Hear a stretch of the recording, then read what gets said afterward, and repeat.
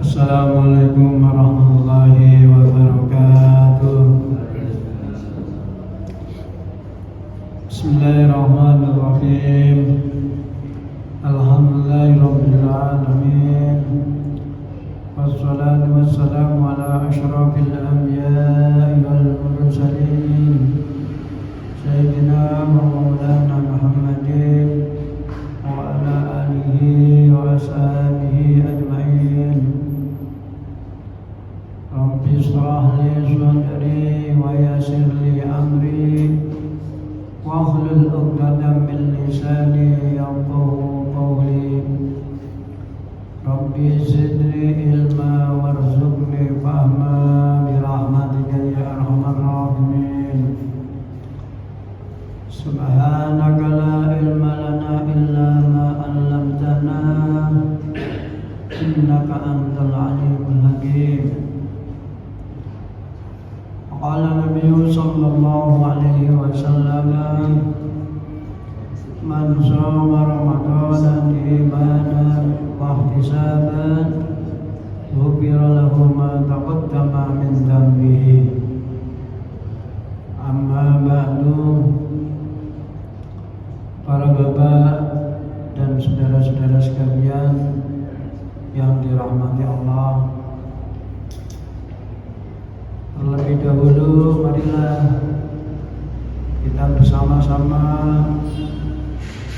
melahirkan rasa syukur kehadiran Allah Subhanahu wa taala atas limpahan rahmat dan amanah, sehingga pada sore hari ini kita ditakdirkan oleh Allah dalam keadaan sehat walafiat dan bisa melaksanakan kewajiban kita, kewajiban melaksanakan sholat asar berjamaah bersama-sama.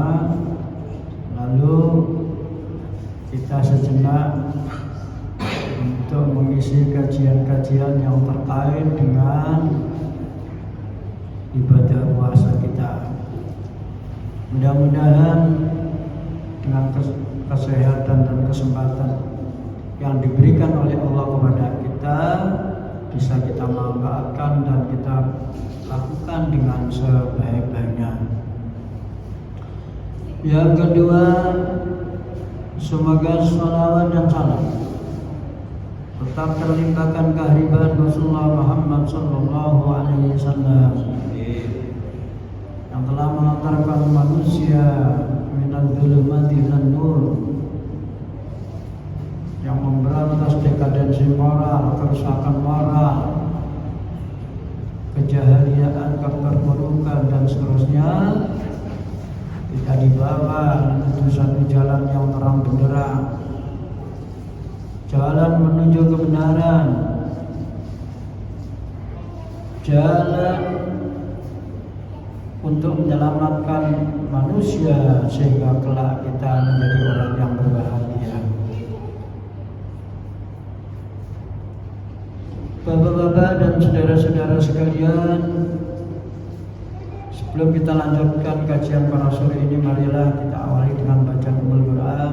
Mudah-mudahan kita senantiasa mendapatkan ridho dari Allah Subhanahu wa taala. Amin.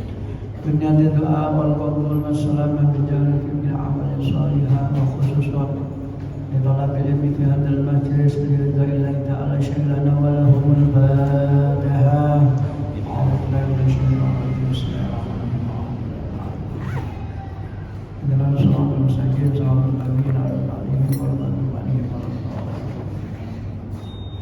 Kedua, mari kita niati i'tikaf ya. Nawaitul i'tikaf fi hadzal masjid lillahi ta'ala. Saya i'tikaf di masjid ini karena Allah Ta'ala. Bapak sekalian yang saya hormati, melanjutkan kajian pada sore beberapa hari yang lalu, kelanjutan daripada terkait dengan, yaitu setelah kita membahas tentang syarat-syarat wajibnya puasa, maka sekarang kita masuk pada fardunya puasa yang harus kita lakukan kita dalam melaksanakan ibadah puasa. Wa faraidu shaumi khamsatu asya'a. Jadi fardunya puasa itu ada 5 hal. Wa faraidu shaumi khamsatu asya'a, utawi pira-pira fardune puasa iku khamsatu asya'a. Ana 5 macam. Jadi ada 5 yang harus dilakukan di dalam pelaksanaan puasa, yaitu an-niyatu wal imsaku anil akli wa syurbi wal jima'i. Yaitu yang pertama harus niat. Jadi pertama fardunya puasa harus niat. Itu yang pertama. Jadi innamal a'malu binniyat, kata Nabi. Setiap amal perbuatan itu harus disertai niat. La yasihhu shaum illa binniyatil khabari. Puasa kita itu gak sah kalau tidak disertai dengan niat. Jadi kalau kita puasa tidak diawali dengan niat, maka puasanya gak sah, gak dianggap berpuasa karena tidak diniati. Wa mahalluha al-qalbu, wa mahalluha al-qalba. Jadi panggonan niat itu ada di hati. Jadi niat itu ada di dalam hati. Jadi begitu malam hatinya mengucapkan niat ingsun sesuk poso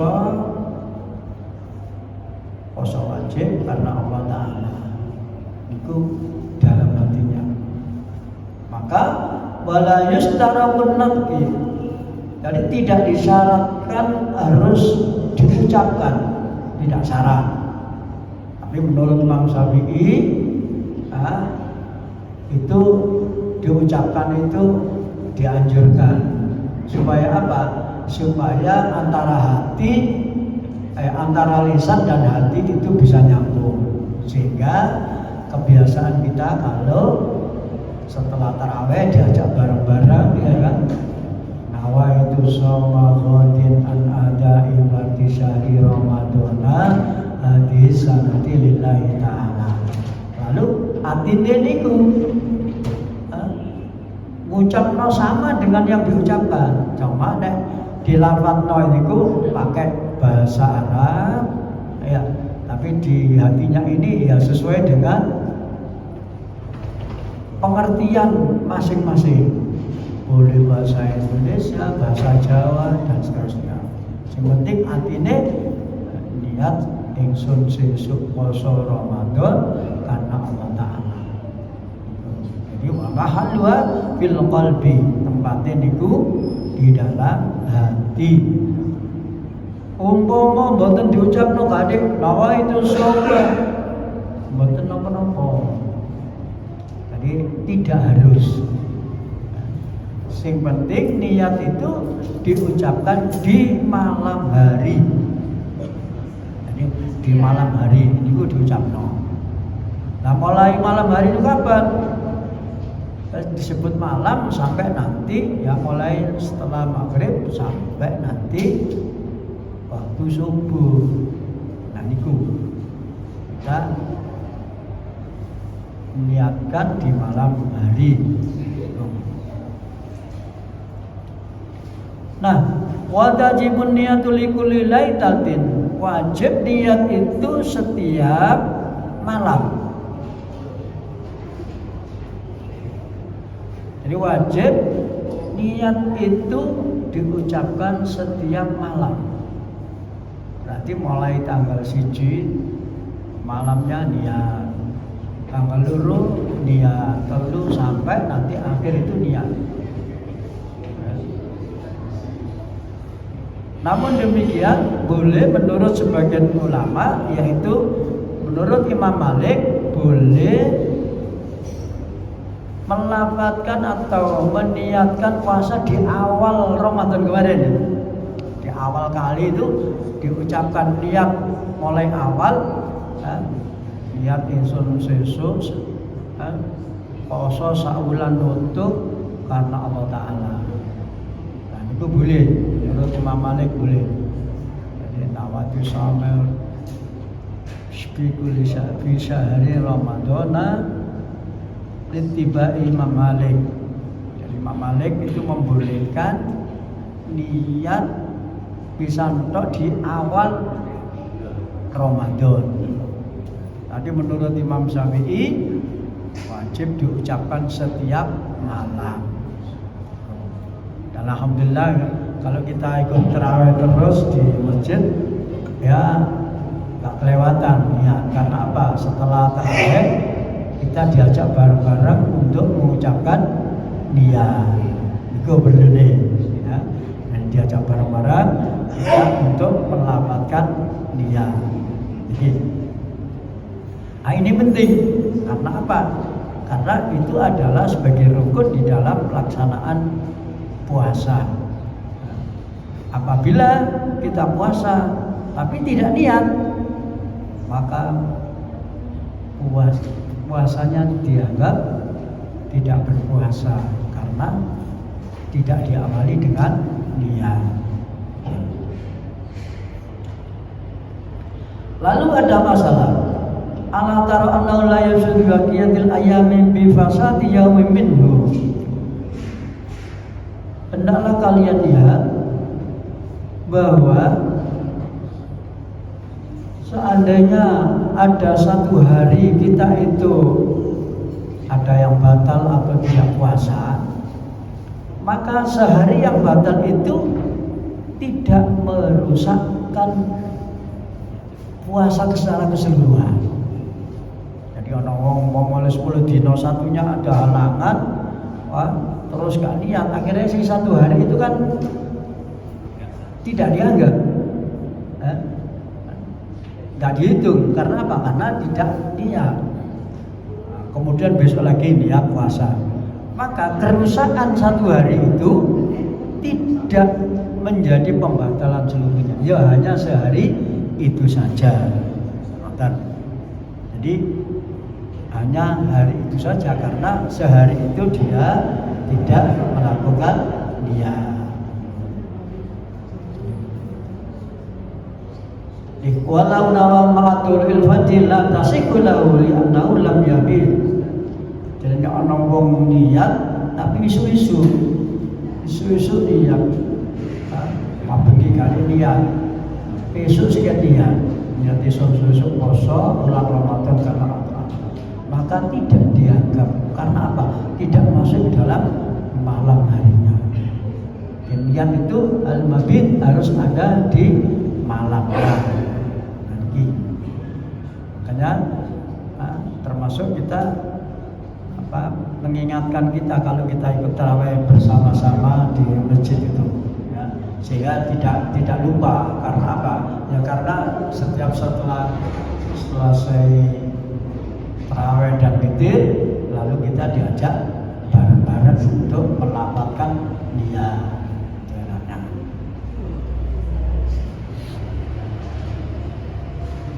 Lalu ada persoalan,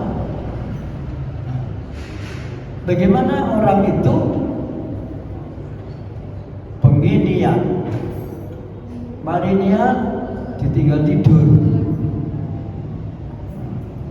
Bagaimana kan niat yang dilakukan itu tidak apa-apa. Walaupun harus mari niat lalu mengadakan hubungan suami istri, itu tidak ada masalah. Jadi tidak ada masalah. Mari niat ditinggal tidur, tangi-tangi subuh. Begitu juga mari niat makan, setelah makan tidak ada masalah. Atau mari niat ada hubungan suami istri, terus mari tidur subuh. Nah, jadi tidak ada masalah.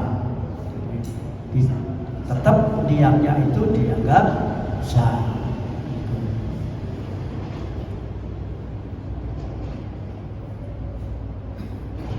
Wa yajibu an takuna niyatu jazimah. Jadi niat itu adalah merupakan satu keharusan yang harus dilakukan bagi orang yang berpuasa. Bagaimana kalau orang itu puasa, dia mengatakan aku niat besok poso, tapi mau gak kuat saya saya batalkan karena kerja benar umpamanya. Tahu-tahu paginya sampai sore nggak membatalkan. Bagaimana itu? Maka niatnya tetap jadi, puasanya tetap dianggap sah. Jadi walau nawal khuruja minal shaum la yabdulu ala sahih. Jadi malam-malam dia sahur, tapi dia diminggu pagi nanti gak kuat saya tak mokel, tak makan. Tetapi setelah perjalanan sehari dia masih kuat, tidak sampai membatalkan. Bagaimana itu? Maka puasanya itu tetap sah, walaupun tadi itu ono embel-embele. Ya, ampun ya posone gak kuat sesuk tak mokel, tapi ternyata kuat, nah itu tetap sah. Yang dasare walau nawal khuruja minasam la yabdulu. Itu yang pertama. Yang kedua, wal imsaku anil akli wa syurbi wal jima'i. Yang kedua, menahan diri dari makan dan minum dan jima, adalah hubungan suami istri di siang hari. Di siang hari. Jadi mulai kita waktu setelah imsak sampai menuju kepada maghrib sehari penuh, maka kita mampu menahan diri tidak makan, minum dan hubungan suami istri. Tidak boleh makan, tidak boleh minum di siang hari, itu tidak boleh.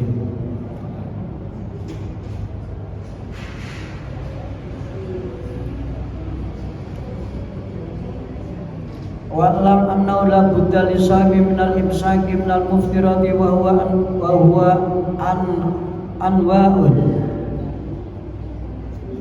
Ketahuilah sesungguhnya seharusnya bagi orang puasa itu mampu menahan dirinya dari yang membatalkan, dari berbagai macam membatalkan, yaitu al-aklu wa syurbu inqala indal abdi. Jadi makan minum walaupun sedikit maka itu bisa membatalkan puasa. Oleh karena itu kita hati-hati. Nah, kalau kita setelah berbuka, kalau kita itu setelah sahur, maka sebaiknya kita itu apa? Gosok gigi. Supaya apa? Supaya sisa-sisa makanan itu tidak bersarang di gigi-gigi kita. Apalagi ada gigi yang lobang. Supaya apa? Ketika siang hari, kadang-kadang kan ada sisa-sisa makanan. Maka kalau kita terasa di dalam gigi ada sisa makanan, kalau terasa ya dikeluarkan. Jangan ketok rosok, oh ini ono sisa makanan, lalu ditelan, maka itu tidak boleh. Jadi itu bisa membatalkan puasa, walaupun sedikit, walaupun satu upoi. Nah, ini kok kerasa, ini kok rasanya kok ono makanan, terus ditelan. Nah ini bisa menjadi batal. Itu kalau terasa dan sengaja. Tapi bagaimana pertanyaannya kalau kita ada sisa nggak tahu? Nggak tahu kalau ada sisa makanan, tahu-tahu kita ngelek ludah. Maka karena tidak ada unsur kesengajaan, maka itu puasanya tidak batal. Jadi tidak batal. Umpama tertelan, loh kok koyo-koyo mau ono bekas makanan tertelan. Ya, koyo-koyo kan tidak tahu. Beda yang pertama tadi kan terasa. Yang pertama ada sisa rasa ini. Terus dimasukkan bisa ditelan. Nah itu batal. Tapi kalau kita tidak tahu kalau sisa makanan dibuat apa? Ceguun apa buat apa ketelan. Maka yang kedua ini tidak membatalkan puasa. Begitu juga ludah kita. Kalau kita telan ludah masuk di dalam mulut, itu tidak membatalkan puasa. Tetapi kalau kita sudah keluar dari mulut terus dibalik nomane, ditelan, nah ini lah. Atau mungkin kadang-kadang ada riak, iya kan? Riak ini kadang-kadang tidak terasa, kok rasanya. Nah, kalau riak ada di sini, ya dilek tidak apa-apa. Tapi kalau sudah di luar, usahakan itu dikeluarkan. Nah, itu dikeluarkan. Nah, sekiranya itu, tapi kok wangi lagi, akhirnya masuk ke dalam. Nah, maka itu tidak membatalkan. Tapi senyambang kita masih bisa mengeluarkan, maka dikeluarkan. Begitu juga ludah. Ada juga mungkin ya, kadang-kadang kita jahit ono benangnya dimut, ya kan? Oh ini, lah otomatis kini mau kan ada ludah kan, setelah diginikan terus ditelan, nah itu bisa menjadi batal karena terbawa oleh budaya yang kita hisap itu tadi. Itu maka hati-hati karena sering orang dondom ya jarum benangnya kayak so masuk terus dimasukkan ke dalam mulut. Itu termasuk bisa membatalkan puasa.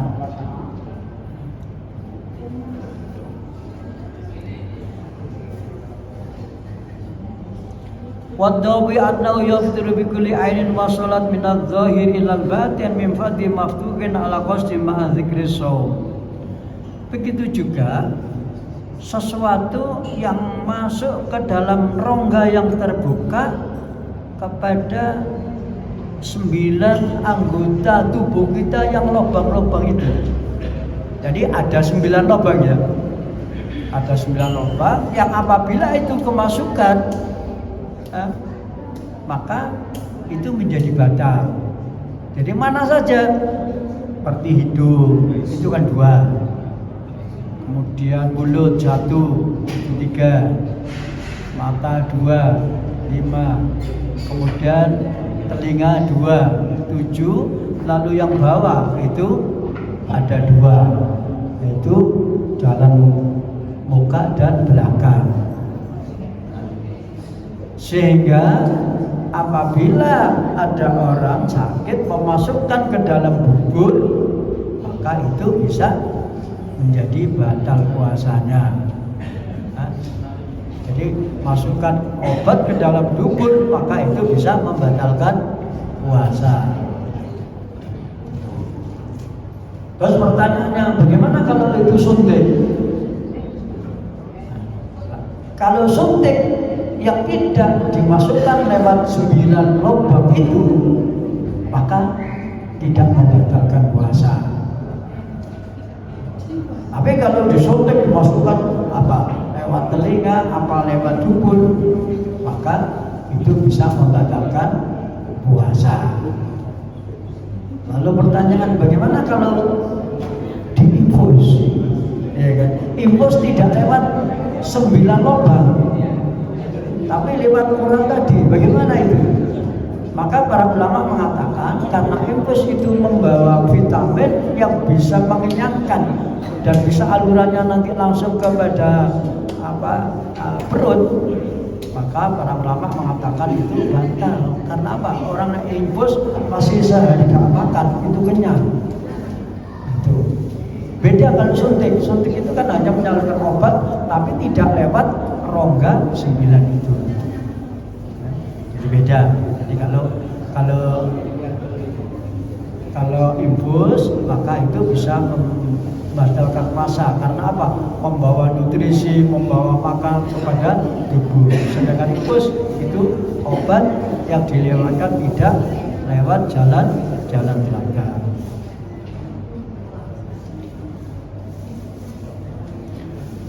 Bikhilafil iktihal, beda kalian orang memakai celak.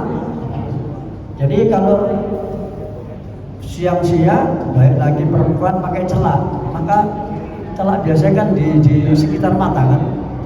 Maka umpama ada sampai masuk, maka itu tidak membatalkan puasa. Karena apa? Celak itu hanya tidak masuk kepada lubang yang mengarah kepada perut. Jadi bikhilafil iktikal. Jadi itu beda kalian dengan pakai celak. Celak itu tidak membatalkan puasa. Wa kadzalika gharaza sikinan bil amsaki la yaftiru. Begitu juga kalau kita itu katakanlah kena pisau, tangan, betis, ya, kena pisau kemudian berdarah, maka itu tidak membatalkan puasa. Nah, jadi kalau pisau sampai itu berdarah, maka itu tidak membatalkan puasa. Jadi la yafturu tidak membeli annahu la yaitu jaufan, karena tidak dihitung bahwa itu bisa masuk ke dalam waduk atau ke dalam perut.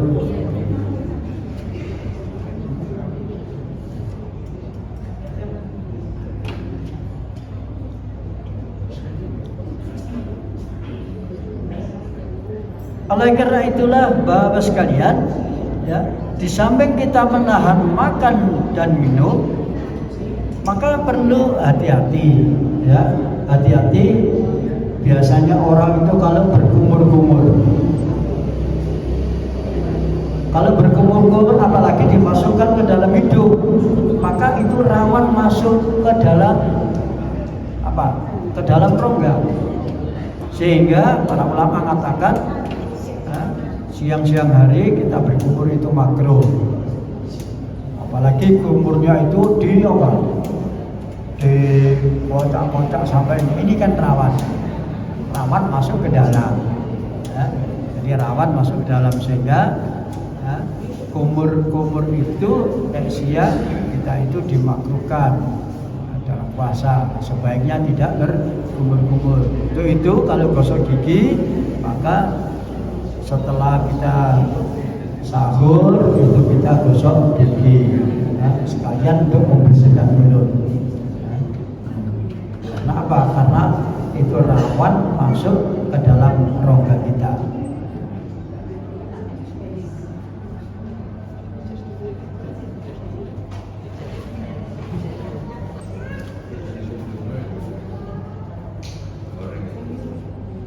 Lalu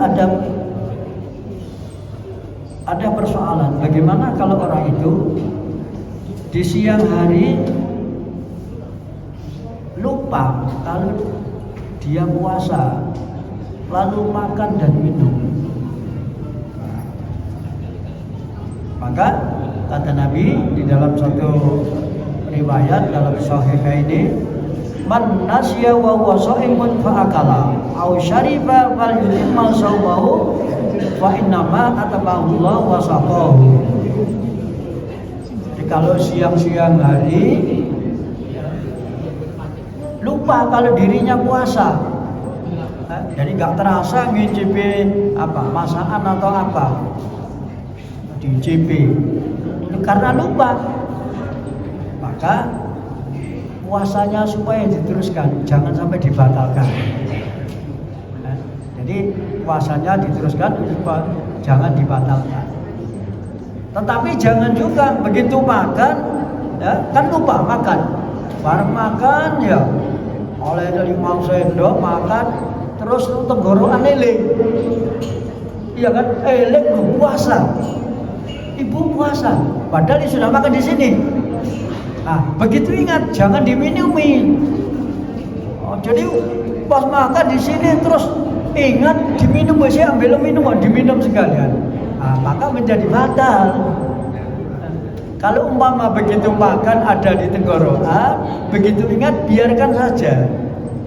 Jadi begitu ingat, diingatkan, oh ini kosong, maka tidak boleh diteruskan. Biarkan saja. Oh apa Pak gini?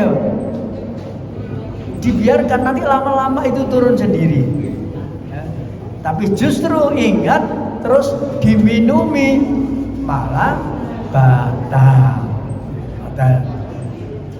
Jadi malah batal. Ada persoalan, bagaimana kalau orang itu makannya itu makan banyak, poso lali sak piring teh, sak piring teh, bagaimana itu? Poso makan, tapi pada waktu makan itu wis lupa, gak eling dek iki dek iku poso, satu piring teh habis. Bagaimana itu? Maka dalam hal ini ada dua pendapat ya. Jadi ada dua pendapat ya. Yang pertama mengatakan ya, menurut Imam Rafi'i ibu batal, masuk lali sak piring teh, sak piring umbe pisan. Nah, itu menurut Imam Rafi'i batal, melali ku masuk ana lali ku habis sak menake. Nah, itu menurut Imam Rafi'i. Tapi kalau menurut Imam Nawawi, maka tidak batal. Karena apa? Walaupun banyak karena dia lupa. Sak piring, ya mungkin juga ada ya. Lupa tapi habis sak piring, ngombe bisa. Nah, itu ada dua pendapat. Nah, menurut Imam Rafi'i, mosok ono rek lali kok sampai sak piring teh terus sampai ngombe sak gelas bisa. Nah, itu. Imam Rafi'i. Nadirun jarang nek ngono iku.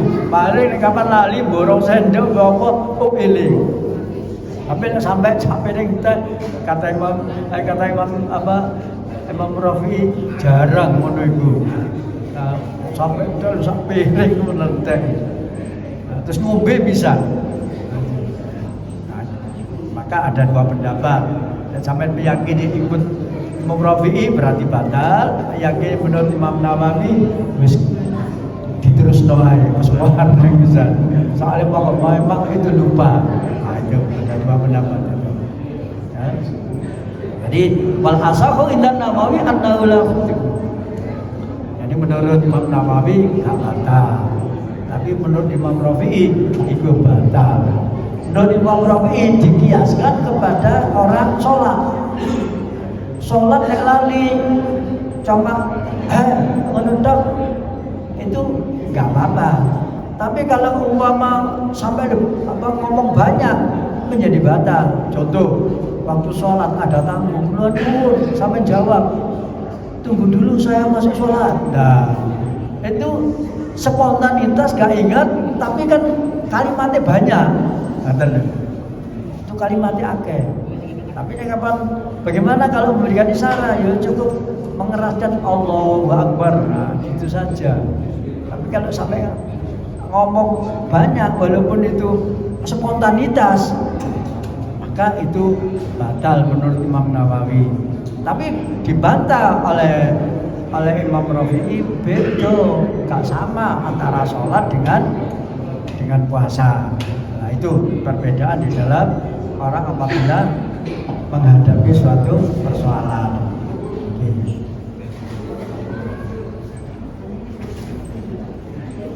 Kemudian yang selanjutnya adalah wal jima'. Jadi termasuk menahan diri dari hubungan suami istri. Jadi walaupun suaminya sendiri, istrinya sendiri, maka tidak boleh melakukan hubungan secara nyata. Jadi secara nyata hubungan,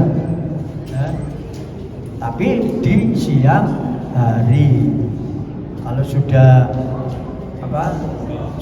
maghrib, sudah sebagaimana biasa, tidak ada masalah.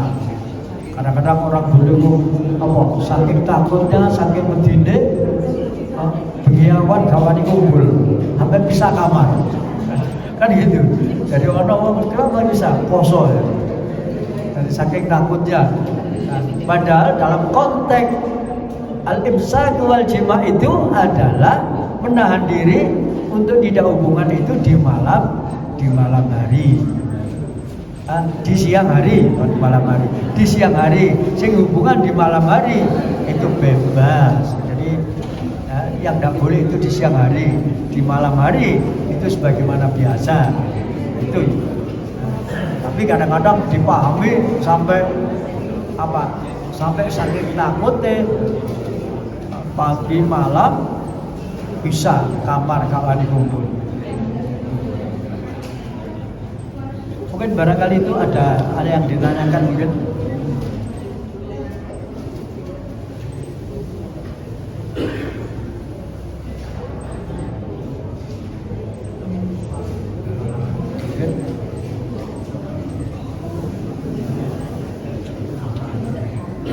Barangkali ya Ustaz. Kok terus ya. Jadi tadi fardunya puasa itu ada 5. An-niat, pertama niat. Wal imsaku adalah menahan diri dari anil akli wa syurbi, dari makan dan minum. Wal jima'i dan jima'. Kemudian selanjutnya wa ta'ammadul qai'i wa kadza adamul ma'rifati bi tarafayin nahar.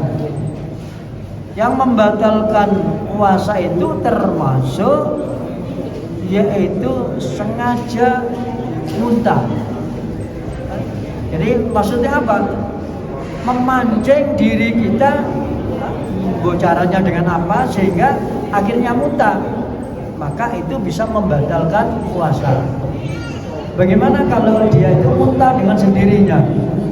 Masuk angin langsung muntah dewe. Maka itu tidak membatalkan puasa. Sama-sama muntahnya, tapi dilihat dulu awal mulanya. Kalau muntah awal tadi itu karena dilakukan usaha supaya iso muntah, maka menjadi batal. Tetapi kalau muntah dengan sendirinya karena masuk angin, habis pergi dan seterusnya, maka itu tidak menjadi batal. Jadi sama-sama muntahnya, tapi dilihat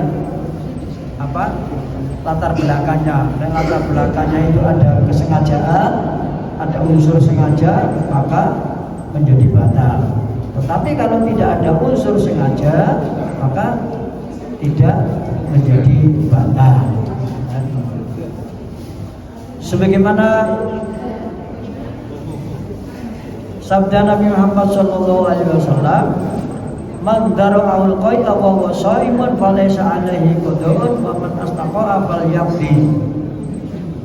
Jadi barang siapa yang terpaksa muntah wa huwa shaimun, maka dia itu tetap melanjutkan puasanya. Jadi muntah itu dalam sepeda, naik sepeda, tahu-tahu terus sampai muntah banyak, maka lanjutkan saja, jangan dibatalkan. Beda kalau ada unsur sengaja untuk dipacu supaya bisa muntah, itu menjadi batal. Dan jadi sama-sama muntahnya, tapi latar belakangnya berbeda, maka hukumnya juga berbeda. Oke. Bapak dan Ibu sekalian yang saya hormati, barangkali sampai di sini kajian kita pada sore hari ini, dan marilah kita bersama-sama. A'udzubillahi minasyaitonirrajim. Bismillahirrahmanirrahim. Allahumma shalli wa sallim ala sayyidina Muhammad rabbil alamin. Allahumma inna nas'aluka fahman nabiyyin wa rahmatal mursalin wa ilman. Allahumma